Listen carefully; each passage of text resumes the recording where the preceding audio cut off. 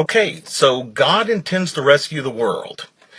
In order to do so, he chose Abraham and Abraham's family to be the means of saving the world. I'll bless you, and through you, all the nations of the earth will be blessed. That's what God told Abraham from the beginning. From Abraham, you go to Isaac. From Isaac, you go to Jacob. And Jacob has 12 children who become the nation of Israel.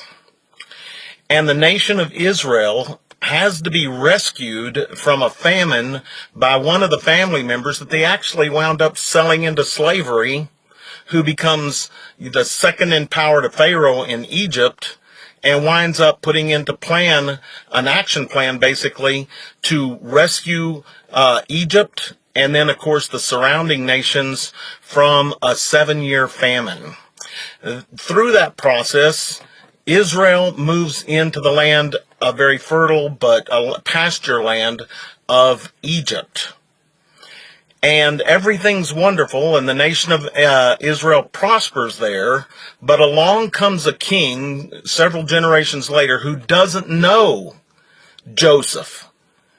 And so Israel, because they're prospering and because they're flourishing, they wind up becoming a source of concern for this king, and he and the Egyptians wind up enslaving them.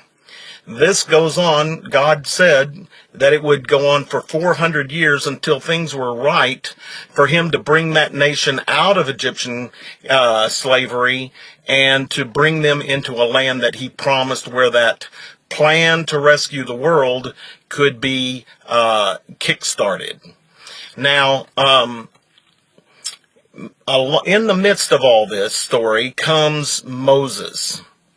And Moses is born to a family of slaves, of course, and during this period of time, the Hebrews, the Israelites, have become so prolific that the king says, we've got to do something to stop them from basically multiplying so fast that they eventually just run us out of the land. So what he does is he puts into plan another plan to basically kill all of the male children being born to the Hebrews. And Moses' mother and his sister, older sister, basically build a basket. And that basket is going to hold Moses. They can run it out on the river during the day, and then they can bring him back home at night and take care of him and all the rest of those things. So Moses is going to be out on the river in this little mini boat there, okay? And during one of the occasions when he's out there, Pharaoh's daughter comes to bathe in the river, and of course she runs across Moses in this basket. That's cause for the next stage of the story. Believe it or not, all of this plays into God's plan to save the world. I hope you'll join me. And please, don't hesitate to subscribe. Thank you.